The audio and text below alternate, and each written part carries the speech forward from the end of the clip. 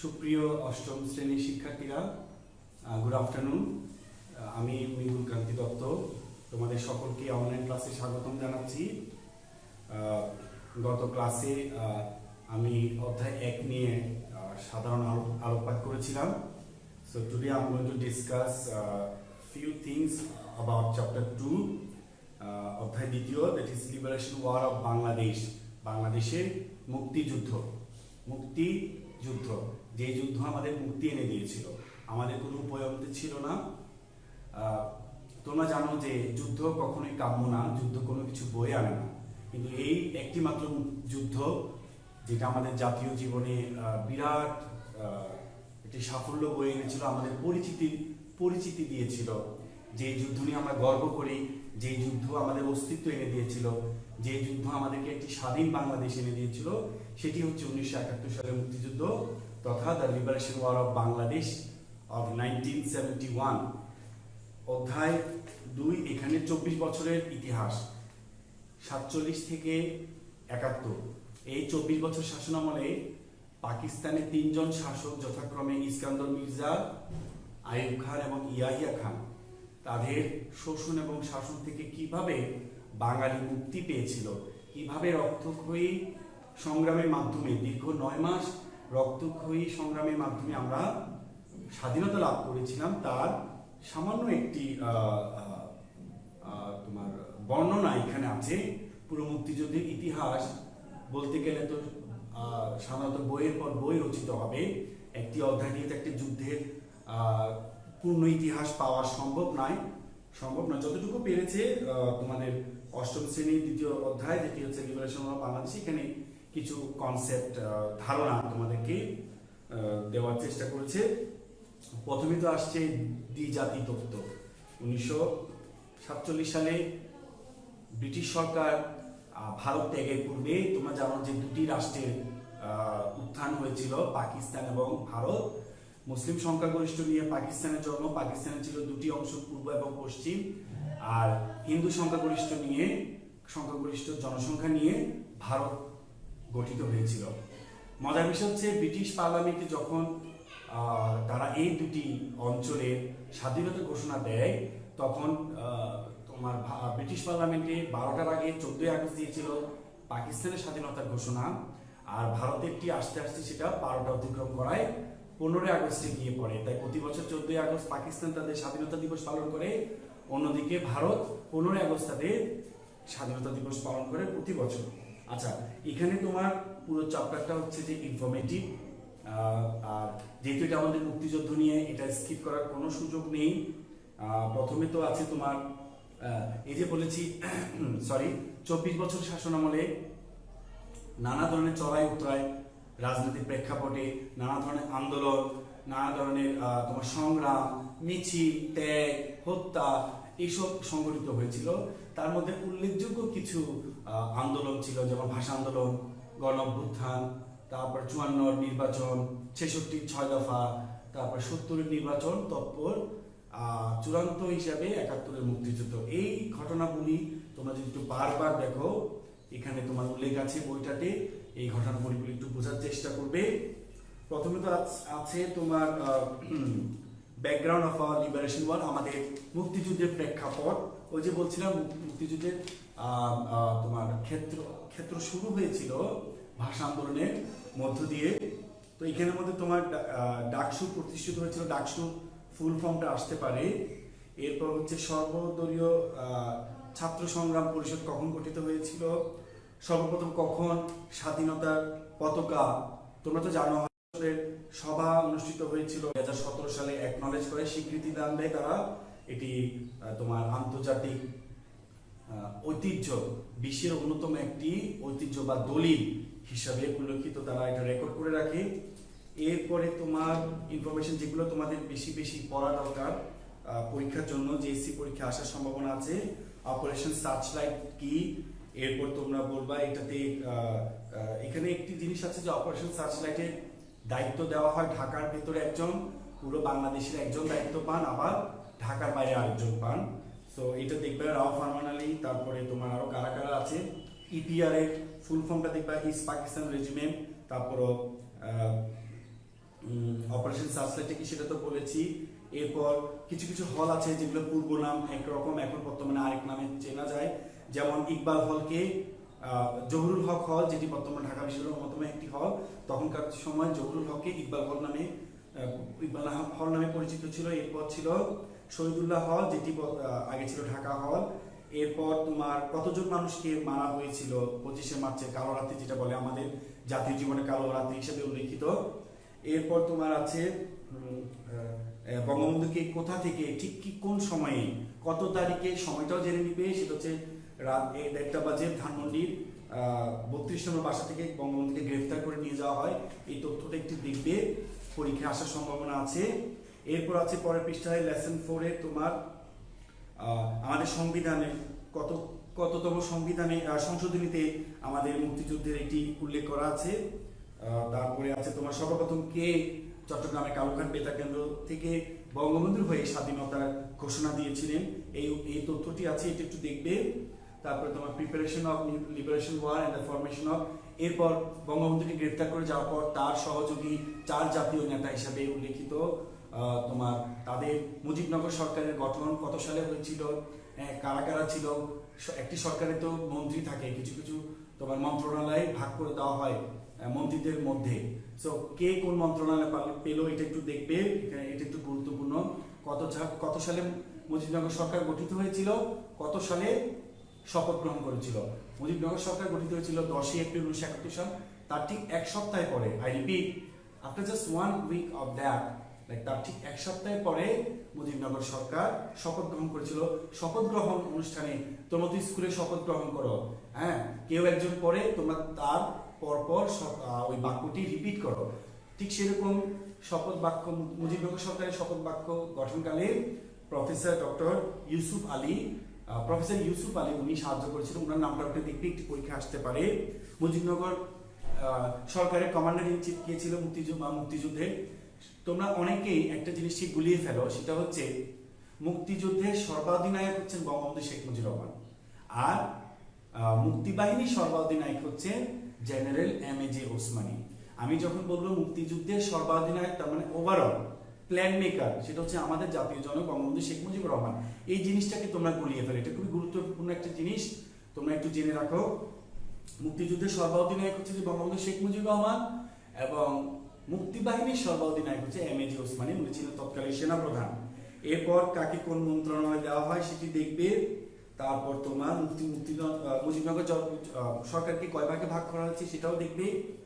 আশা করি লাইভ ক্লাসটি ভালো যাচ্ছে একটু। হ্যাঁ, মুজিবনগর সরকারকে কয় ভাগে ভাগ করা হয়েছে সেটাও দেখবে। তারপরে তোমার এটা একটু খেয়াল রাখবে যে মুজিবনগর সরকারের প্রথম কাজ কি ছিল, প্রথম লক্ষ্য সেটা হচ্ছে পুরো দেশকে 11টি সেক্টরে ভাগ করা। এটা একটু খেয়াল করবে যে মুজিবনগর মুক্তিবাহিনীর অধিনায়ক কে ছিলেন, এবং তোমার ডেপুটি স্টাফ কে ছিলেন, এই নামগুলো একটু দেখবে, এখানে আছে। আর মুক্তিযুদ্ধের যে সেক্টরগুলো নিয়েছে এগুলো নিয়ে অতটা ভয় পাওয়ার কিছু নেই, তোমরা জাস্ট দেখবে।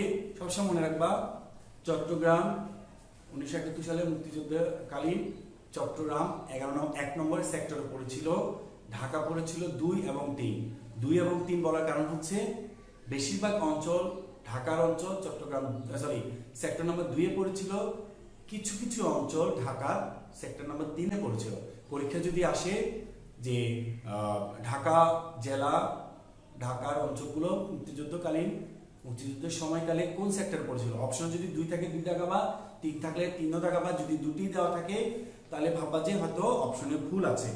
আচ্ছা, সেক্টর নাম্বার 10 কিন্তু সবার পরে গঠিত হয়েছিল। তোমরা জাস্ট একটু সেক্টর নাম্বার একটু অ্যারো চিহ্ন দিয়ে বাসায় বসে কপিতে ম্যাপ প্র্যাকটিস করে এখানে মধ্যে অ্যারো চিহ্ন দিয়ে সেক্টরগুলো মুখস্থ করার চেষ্টা করবা। এরপর আছে ব্রিগেড ফোর্স। হ্যাঁ, ক্রনোলজিক্যালি আমি বলছি যে সারা বাংলাদেশে 11টি সেক্টর ভাগ করার পরে আবার 3টি ব্রিগেড ফোর্স গঠিত হয়েছিল। প্রত্যেকটি ব্রিগেড ফোর্সের একজন করে দায়িত্বপ্রাপ্ত ছিলেন ব্যক্তি, তাদের নামে প্রথম আদাক্ষরে কিন্তু সেক্টরগুলোর নাম হয়েছিল। যেমন জেড ফোর্স হয়েছিল জিয়া রহমানের নামে প্রথম আদাক্ষর দিয়ে। এরপর ছিল S force K M Shafiullah. এরপর খালেদ মোশাররফ ছিলেন কে ফোর্সের দায়িত্বপ্রাপ্ত ব্যক্তি। তারপরে ফ্রিডম ফাইটার বা মুক্তি বাহিনীকে কয় ভাগে ভাগ করেছে সেটাও দেখবা, রেগুলার ফোর্স, সাধারণ বাহিনী এবং তোমার অস্থায়ী বাহিনীতে। সাধারণ বাহিনীতে কারা কারা ছিল, মুক্তিভোজ কাদের বলে, এটি আছে পেজ 25 নম্বর পৃষ্ঠায়। এরপর তোমার আছে অকেশনাল বা টেম্পোরারি। তোমরা জানো যে মুক্তিযুদ্ধ চলাকালীন সারা বাংলাদেশে যে যেখানে পেরেছে, মনে করো আমি আমার এলাকার সবচেয়ে প্রভাবশালী ব্যক্তি, আমার কিছু ফলোয়ার আছে, আমার কথাবার্তা লোকজন শুনে, আমি কি করেছি, আমার এলাকাকে সুরক্ষিত করার জন্য আমার লোকবল নিয়ে আমি একটা বাহিনী গঠন করেছি। ঠিক সেইভাবে মুক্তিযুদ্ধ চলাকালীন সারা বাংলাদেশে অঞ্চল ভিত্তিক নানা ধরনের বাহিনী গঠিত ছিল, যেমন মায়া বাহিনী, মোফাজ্জল হোসেন চৌধুরী মায়া আওয়ামী লীগের অন্যতম একজন সদস্য, উনার তত্ত্বাবধানে মায়া বাহিনী গঠিত উঠেছিল। তারপরে তোমার নারায়ণগঞ্জে গঠিত হয়েছিল তোমার ময়মনসিংহে গঠিত হয়েছিল তোমার টাঙ্গাইলে গঠিত হয়েছিল, টাঙ্গাইলে গঠিত হয়েছিল কাদেরিয়া বাহিনী। তোমরা তো জানো বঙ্গবীর কাদের সিদ্দিকী কৃষক শ্রমিক জনতা লীগের প্রধান, উনার তত্ত্বাবধানে উনার গাইডেন্সে টাঙ্গাইলে একটি বাহিনী গঠিত ছিল যেটার নাম ছিল কাদেরিয়া বাহিনী। এরপর আরো আছে বাতেন বাহিনী টাঙ্গাইলে, তারপরে হেমায়ত বাহিনী গোপালগঞ্জ, বরিশালে, হালিম বাহিনী মানিকগঞ্জে। দেশের বিভিন্ন অঞ্চলে লোকজন যারা প্রভাবশালী ছিল, লোকবল দিয়ে তারা নিজ নিজ এলাকা সুরক্ষিত শত্রুমুক্ত করার জন্য, প্রতিরোধ গড়ে তোলার জন্য বাহিনী গড়ে তুলেছিল। এটা একটু দেখবে। এরপর আছে তোমার অপারেশন জ্যাকপটের একটু ইতিহাস আছে, যে একই দিনে চট্টগ্রামে মংলাতে 50টি জাহাজ এবং চট্টগ্রামে 10টি জাহাজ উড়িয়ে দেওয়া হয়েছিল একটি মিশনে, সেটার নাম দেওয়া ছিল অপারেশন জ্যাকপট। মুক্তি বাহিনীরা আত্মগোপন করে এই ধরনের অভিযানে অংশগ্রহণ করেছিল। এটা একটু দেখবে, প্রশ্ন আসতে পারে অপারেশন জ্যাকপট কি, খ নম্বর প্রশ্নে। এরপর দেখো activities and the role of the people who were against our liberation war. এরপর আসছে এটা যেমন সত্য মুক্তিযুদ্ধ হয়েছিল, এটাও সত্য দিবালোকের মধ্যে যে কিছু মানুষ এই দেশেরই সন্তান দুর্ভাগ্যবশত আমাদের স্বাধীনতার বিরোধিতা করেছিল। তাদের নানা ধরনের নাম আছে। তারা শান্তি কমিটি গঠন করেছিল ঢাকা সিভিল পিস কমিটি নামে, যার সদস্য সংখ্যা ছিল 140। 9 এপ্রিল 1971 সালে গঠিত হয়েছিল। এর প্রধান কে ছিল, কে ফর্ম করেছিল, এটি আসবে অবশ্যই এগুলো আসতে পারে যে ঢাকা শান্তি কমিটি, 140 জন সদস্য নিয়ে 9 এপ্রিল গঠিত হয়েছিল। এরপর আছে রাজাকার বাহিনী কার দ্বারা গঠিত হয়েছিল, এটি আসবে প্রফেসর একিয়াম ইউসুফ। এরপর আসছে তোমার রাজাকার বাহিনীতে কারা কারা ছিল, এরপর আল বদর, এরপর আছে আল শামস। এই ধরনের কিছু ব্যক্তি এবং অর্গানাইজেশন সরাসরি আমাদের মুক্তিযুদ্ধের বিরোধিতা করে, পাকিস্তানিদের সহায়তা করে। তারপর আছে ডাক্তার আব্দুল মালিক ক্যাবিনেট। তোমরা তো জানো যে এখানে সামরিক সরকারের হাতে পূর্ব পাকিস্তান শোষিত হয়ে আসছিল। তো মুক্তিযুদ্ধে যখন গণহত্যা চলছিল, তখন পুরো বিশ্বে মানুষকে বিভ্রান্তি করার জন্য পাকিস্তান সরকার সামরিক সরকারের সামরিক সরকারের উপর থেকে বিশ্ববাসীর চোখ সরাতে একটি উদ্দেশ্যমূলক মন্ত্রী পরিষদ গঠন করেছিল, ডক্টর মালিক নামে একজনকে প্রধান করে।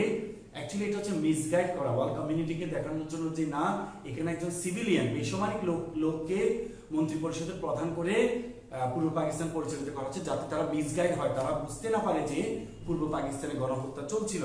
সো এটা গঠিত হয়েছিল ডক্টর আব্দুল মালিক ক্যাবিনেট মন্ত্রী পরিষদ, সেটা 17 সেপ্টেম্বর 1971 সাল। এরপর আছে দ্য হেল্প অ্যান্ড অ্যাসিস্ট্যান্স, দেশে এবং বহির্বিশ্বে বিভিন্ন জায়গায় ছড়িয়ে ছিটিয়ে থাকা বাঙালিরা, প্রবাসীরা কিভাবে আমাদেরকে সাহায্য করেছিল। তারপরে এটা আসবে তোমার সর্বপ্রথম বাংলাদেশের মিশন কোথায় প্রতিষ্ঠিত হয়েছিল, সেটা হচ্ছে কলকাতায়। 2টি মিশন প্রতিষ্ঠিত হয়েছিল মুক্তিযুদ্ধ চলাকালীন। প্রথমটা হবে কলকাতায়, পরেরটা হবে নিউ দিল্লিতে। এরপর আসছে তোমার কোন কোন দেশ, যেমন সোভিয়েত ইউনিয়ন, ভারত আমাদের মুক্তিযুদ্ধে সরাসরি আমাদের সহায়তা করেছিল। তোমরা তো হয়তো জানো সোভিয়েত ইউনিয়ন কি করেছিল, 6 ডিসেম্বর জাস্ট চূড়ান্ত বিজয়ের কয়েকদিন আগে, যখন পাকিস্তানের অনুরোধে আমেরিকার সরকার 7ম নৌবহর পাঠানোর সিদ্ধান্ত নেয় ভারত মহাসাগরে। তখন তো জানো এর ঠিক কয়েকদিন আগে 22 নভেম্বর ভারত এবং বাংলাদেশ মিত্র বাহিনী গঠন করেছিল। ভারতীয় সৈন্যরা বাংলাদেশে এসে পাকিস্তানের সৈন্যদের বিরুদ্ধে যুদ্ধ করছিল। ভারতের সৈন্যদেরকে হত্যা এবং বাংলাদেশকে চূড়ান্তভাবে শেষ করার জন্য পাকিস্তানের অনুরোধে 6 ডিসেম্বর 1971 সালে আমেরিকার 7ম নৌবহর ভারত মহাসাগর অভিমুখে পাঠানো শুরু করে। তখন পৃথিবীতে শুধুমাত্র 2টা দেশের কাছে এই 7ম নৌবহর, এটি একটি ফ্ল্যাগশিপ যেটি প্রচুর পরিমাণে অ্যামুনিশন, অস্ত্র এবং যুদ্ধ বিমান ক্যারি করে। এটি বিভিন্ন ধরনের মহাসাগরে যায়, ফ্ল্যাট মানে একদম মসৃণ একটি জাহাজ যেখানে এয়ারক্রাফট বা যুদ্ধ বিমান থাকে। তৎকালীন বিশ্বের শুধুমাত্র 2টি দেশ সব এই নৌবহরের মালিক ছিল। একটি ছিল আমেরিকা, দ্বিতীয়টি ছিল সোভিয়েত ইউনিয়ন। তৎকালীন সোভিয়েত ইউনিয়ন, যদি 1992 সালে সোভিয়েত ইউনিয়ন ভেঙে রাশিয়া হয়েছিল। সো যখন 1971 সালে 6 ডিসেম্বর ভারত জানতে পারে যে 7ম নৌবহর, আমেরিকাকৃত 7ম নৌবহর ভারত মহাসাগরের অভিমুখে আসছে ভারতীয় সৈন্য এবং বাঙালিকে ধ্বংস করার জন্য, তখন ভারত সরকার কোনো উপায় না দেখে সোভিয়েত সরকারের সহায়তা কামনা করে। সোভিয়েত ইউনিয়ন তখন 7ম নৌবহরকে প্রতিরোধ করার জন্য তাদের কাছে তখন ছিল 8ম নৌবহর। তোমার নাম শুনে বুঝতে পারছো হয়তো একটু আপডেটেড। 7ম নৌবহর থেকে সোভিয়েত সরকার ভারত মহাসাগরের অভিমুখে 8ম নৌবহর পাঠানোর সিদ্ধান্ত নেয়। 7ম নৌবহর যখন জানতে পারে তথা আমেরিকা যখন জানতে পারে 8ম নৌবহর ভারত মহাসাগর অভিমুখে আসছে, তখন তারা ওর দিকে পলায়ন করে। সো দেখা যাচ্ছে 1971 সালে আমাদের মুক্তিযুদ্ধকে কেন্দ্র করে তৃতীয় বিশ্বযুদ্ধ হওয়ার অবতারণার সম্ভাবনা দেখা চেয়েছিল। তোমরা তো জানো যে এই পর্যন্ত পৃথিবীতে আমরা 2টি বিশ্বযুদ্ধের অভিজ্ঞতা অর্জন করেছি, বাজে অভিজ্ঞতা। তো আমাদের মুক্তিযুদ্ধকে কেন্দ্র করে তৃতীয় বিশ্বযুদ্ধ হওয়ার কথা ছিল, কিন্তু লাক বাই চান্স, খোদার অশেষ রহমতে সেটা সম্ভব হয়নি। পরে জিনিসটা থেমে গিয়েছিল। এরপর কারা কারা দেশ এসে আসছে, কিছু বৃহৎ কান্ট্রি যেমন United states, Soviet union, China, চীন তথা আমাদের মুক্তিযুদ্ধে অংশগ্রহণ করেছিল, মানে সহায়তা করেছিল। তার মধ্যে পাকিস্তানকে সহায়তা করেছিল চীন, গণচীন, এরপর সৌদি আরবিয়া, আর আমাদের পক্ষে নিয়েছিল সোভিয়েত ইউনিয়ন তথা ভারত। এরপর আসছে তোমার কত মানুষ, স্বাধীন বাংলা বেতার কখন প্রতিষ্ঠিত হয়েছিল, কোথায় প্রতিষ্ঠিত হয়েছিল। তারপরে তোমার আসবে পাকিস্তান সর্বপ্রথম কোথায় ভারতীয় বিমান বাহিনীতে অ্যাটাক করেছিল, সেটা হচ্ছে 3রা ডিসেম্বর। দেখেছো, তোমার পুরো চ্যাপ্টারটা কিন্তু ঘটনাবহুল। এরপর তোমার দেখবে কোন দেশ বাংলাদেশের সর্বপ্রথম স্বীকৃতি দান করেছিল, সেটা হচ্ছে 6 ডিসেম্বর ভারতের পরপরই ঠিক ভুটান বাংলাদেশকে স্বীকৃতি দানকারী দ্বিতীয় দেশ। এটি আসবে কে সর্বপ্রথম ভারতকে স্বীকৃতি দান করেছিল স্বাধীন দেশ হিসেবে। এরপর আসছে রিফিউজি ট্যাক্স, সেটি আসবে, এটি একটু পড়বে। তারপর কোন সোভিয়েত ইউনিয়নের প্রধান ইয়াহিয়া খানের কাছে চিঠি দিয়েছিল যে যুদ্ধবিরতির জন্য, গণহত্যা বন্ধ করার জন্য। তোমরা হয়তো এটাও জেনে থাকবে যে জাতিসংঘের সর্বপ্রথম সোভিয়েত ইউনিয়ন বাংলাদেশের হয়ে ভারতের অনুরোধে নিরাপত্তা পরিষদে এই বিষয়টি উত্থাপিত করেছিল যে পূর্ব পাকিস্তানে গণহত্যা বন্ধ করা হোক। এরপর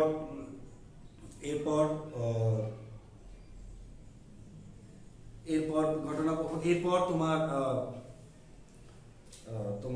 যে আমেরিকার নিউ ইয়র্কে, যদি বা আমেরিকার সরকার তাদের পররাষ্ট্র নীতি অনুযায়ী পাকিস্তানের পক্ষ নিলেও শান্তিকামী মানবাধিকার কর্মী, আমেরিকার শান্তিকামী মানবাধিকার কর্মীরা আমাদের মুক্তিযুদ্ধের পক্ষ নিয়েছিল খোদ আমেরিকাতেই। যদি বা আমেরিকার সরকার পাকিস্তানের সমর্থন করেছিল, খোদ আমেরিকাতেই আমেরিকার জনগণ রাস্তায় নেমে গেছিল প্ল্যাকার্ড, মিছিল এবং ফেস্টুন নিয়ে, ব্যানার নিয়ে এই গণহত্যা বন্ধ করার জন্য। তার ফলস্বরূপ বিটলসের অন্যতম সদস্য জর্জ হ্যারিসন আর ভারতের বিখ্যাত সেতার বাদক প্রয়াত রবি শঙ্করের যৌথ প্রযোজনায় আমেরিকার নিউ ইয়র্কে একটি কনসার্টের আয়োজন করেছিল। যে কনসার্টের বিক্রিকৃত টাকা মুক্তিযোদ্ধাদের সহায়তায়, এদেশের নিপীড়িত মানুষের সহায়তায় প্রদান করেছিল। তাহলে দেখতে পাচ্ছ আমেরিকার সরকার ভারতে আমাদের মুক্তিযুদ্ধের বিপক্ষে ছিল, কিন্তু খোদ আমেরিকাতেই নিউ ইয়র্কের মতো একটি স্থানে একটি কনসার্টের আয়োজন করেছিল, সেটা হচ্ছে ফর বাংলাদেশ কনসার্ট, বাংলাদেশকে রক্ষা করার জন্য মুক্তিকামী মানুষের পক্ষে এই ধরনের কনসার্ট হয়েছিল। এরপর আসছে তোমার সর্বপ্রথম কোন বিদেশি সাংবাদিক তোমার মুক্তিযুদ্ধের সত্যিকারের ঘটনা প্রকাশ করেছিল। Mark Tully, BBC journalist Mark Tully উনি সংবাদ করেছে। এরপর নিজামুদ্দিনের নজমুল হক, দুই শহীদ এই আছেন আমাদের দেশীয় সাংবাদিক, এনাদের নাম দেখবা। এরপর ছিল আকাশবাণী, বিবিসি এবং ভোয়া, ভয়েস অফ আমেরিকা, তাদের সংবাদ পরিক্রমা করেছিল সংবাদ পরিক্রমায় মুক্তিযুদ্ধের সঠিক ইতিহাস তুলে ধরার জন্য। এরপর আছে তোমার বজ্রকণ্ঠ চরমপত্র, এটা হচ্ছে এমান আক্তার মুকুল মানুষদের উৎসাহিত করার জন্য চরমপত্র পড়ে শোনাতেন রেডিওর মাধ্যমে তৎকালীন। সে সময় মুক্তিযুদ্ধ তোমরা সকলে জানো, সকলেরই তথ্য পাওয়ার একমাত্র উৎস ছিল রেডিও। মুক্তিযোদ্ধারা যে যেখানে পাতো রেডিও গোল করে বসে রেডিও শুনত মুক্তিযুদ্ধের সর্বশেষ তথ্য জানার জন্য। আর চরমপত্র হচ্ছে যে এমন একটি জিনিস যে তুমি তোমার শত্রুর পক্ষকে চূড়ান্তভাবে হুঁশিয়ার করে দাও যে যুদ্ধ অবতারিত এবং যুদ্ধে অংশগ্রহণ করার জন্য চূড়ান্তভাবে সতর্ক করে দেওয়া চরমপত্র। এরপর আছে তোমার 13ই নভেম্বর ব্যাটালিয়ন গঠিত হয়েছিল, 22শে নভেম্বর মিত্র বাহিনী গঠিত হয়েছিল, 21শে নভেম্বর ভারত এবং ভারতের সৈন্য এবং বাংলাদেশের মুক্তিযোদ্ধারা মিলে মিত্র বাহিনী বা যৌথ বাহিনী জয়েন্ট কমান্ড গঠন করেছিল।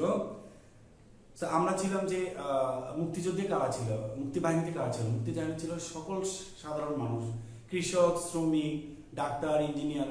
সো এই ধরনের মানুষের তো অস্ত্র চালানোর কোনো অভিজ্ঞতা ছিল না। তারা কোত্থেকে অস্ত্র চালানো শিখেছিল? তারা সংক্ষেপে ভারতের আশ্রয় গ্রহণকালে ভারত থেকে অস্ত্র চালানো শিখেছিল।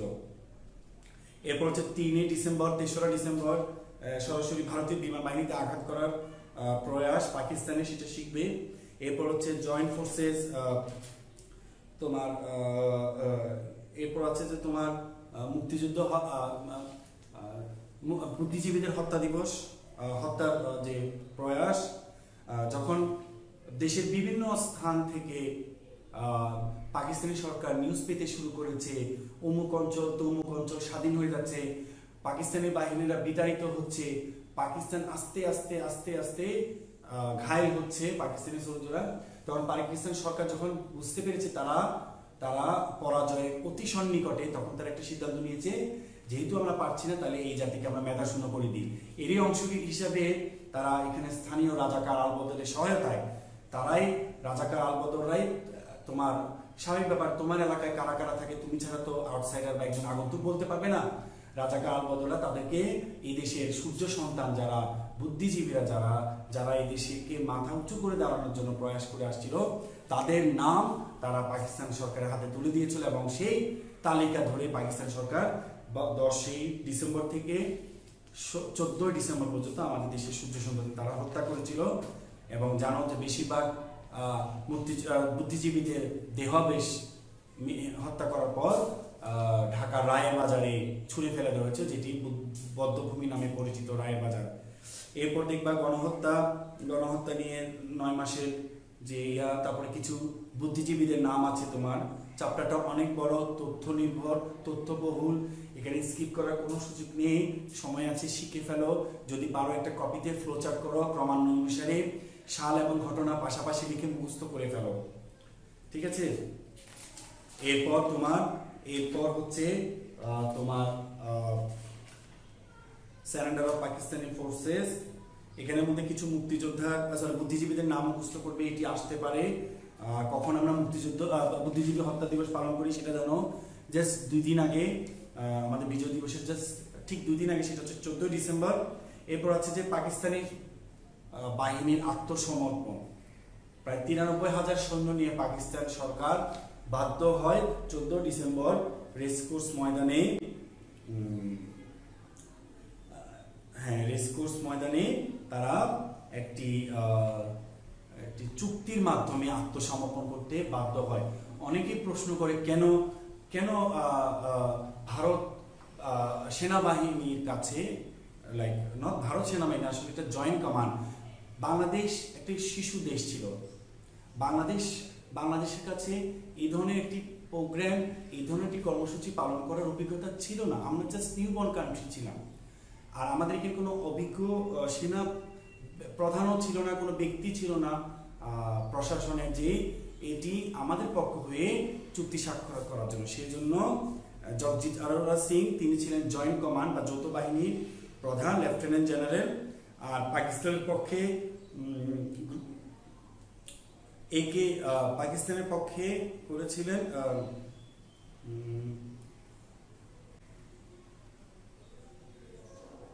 পাকিস্তানের পক্ষে করেছিলেন কে, এখানে দেওয়া নেই। পাকিস্তানের পক্ষে আত্মসমর্পণ তাদের পক্ষে থেকে নিয়াজি ছিলেন। তো অনেকে প্রশ্ন করে কেন ভারতের একজন আমাদের হয়ে, অ্যাকচুয়ালি ও যে বললাম আমরা তো অনভিজ্ঞ, আমরা জাস্ট আমাদের তো এই ধরনের অভিজ্ঞতা নাই। হ্যাঁ, এটা এত বড় একটা 93,000 সৈন্য, প্রায় 1 লাখের কাছাকাছি অস্ত্র সহ, সো এটা একটি বিরাট ব্যাপার। তারপরও যাই হোক ভালো হয়েছিল। সেই 16ই ডিসেম্বরের আত্মসমর্পণের মধ্যে দিয়ে বাংলাদেশের চূড়ান্ত বিজয় অর্জিত হয়েছিল। তারপর থেকে বাংলাদেশ একটি স্বাধীন দেশ হিসেবে সকলের কাছে গ্রহণযোগ্য হয়ে আসছিল। ওই যে বলেছি এরপর 74 সালে জাতিসংঘের সদস্য পদ লাভ, এরপর আস্তে আস্তে অনেক দেশ 4-5 বছরও লেগেছিল অনেক দেশের স্বীকৃতি পাওয়ার জন্য। এখন বর্তমানে আমরা একটি স্বাধীন দেশ, বিশ্বের বুকে মাথা উঁচু করে দাঁড়িয়েছি। সো এই অধ্যায়টি মুক্তিযুদ্ধের ইতিহাস, 24 বছরের একটি সংক্ষিপ্ত ইতিহাস, আন্দোলন, পরিক্রমা, হত্যা, সরকার গঠন, অস্থায়ী সরকার গঠন, এগুলো সবগুলো এই চ্যাপ্টারে আছে। হ্যাঁ, তোমরা একটু পড়বে, ভালো করে ফ্লো চার্ট করবে, আশা করি কোনো সমস্যা হবে না। তারপরে যদি কোনো প্রশ্ন থেকে থাকে কমেন্ট বক্সে অবশ্যই প্রশ্ন জিজ্ঞেস করবে, তোমাদেরকে বারবারই বলা হচ্ছে প্রশ্ন করার জন্য। আর সব থেকে বড় কথা হচ্ছে এখন কোনো সিলেবাস নেই, এখন পুরো বইটি তোমাদের সিলেবাস। আমরা সকলের কাছে আশা করি, সৃষ্টিকর্তার কাছে এই তুলে প্রার্থনা করি যে খুব শীঘ্রই সব কিছু ঠিক করে দেখ, আগের মতো তোমরা স্কুল আসা শুরু করবে, আমরা ক্লাস নেওয়া শুরু করবো। সেই প্রাণবন্ত, সেই প্রাণচঞ্চল ক্লাসরুম, স্কুল কার না ভালো লাগে দেখতে। আমি শিওর দেখ তোমাদেরও এখন আর ভালো লাগছে না, ছুটি করে অনেক দিন তো কাটালে, সেই কয়েক মাস হয়ে গেল। সো আজকে আমরা আশা করি আমার ক্লাস তোমাদের ভালো লেগেছে। কোনো ধরনের কমেন্ট, কোনো ধরনের প্রশ্ন থাকলে feel free to ask me in the comments. আজকে এতটুকুই রাখি, সকলে ভালো থাকবে, মা বাবার কথা শুনবে, প্রতিবারে বেলা হাত ধুবে হ্যান্ড ওয়াশ স্যানিটাইজার দিয়ে, আর যদি পারো মাকে সাহায্য করবে ঘরের কাজে। আর যেহেতু তুমি ছাত্র, যেহেতু তোমার শিক্ষা জীবনে তুমি এখনো আছো, বেশি লেখাপড়া করবে। এখনই সময়, স্কুলে 6-7 ঘন্টা কাটাতে, তার থেকে 3 ঘন্টা পড়ালেখায় মনোনিবেশ করো। তোমার বাবা মা শিক্ষিত, তোমাদের হাউসকে তোমাদেরকে ফোনে, অনলাইনে অনেক ধরনের সহায়তা করে, তোমরা স্কুলে অনলাইন ক্লাসও করছো। এরপর তোমাদের বড় ভাই বোন থাকতে পারে যারা তোমাদের একাডেমিক বিষয়ে সাহায্য করতে পারে। পড়ালেখা যাতে থেমে না থাকে এই বিষয়টি একটু লক্ষ্য রাখবে।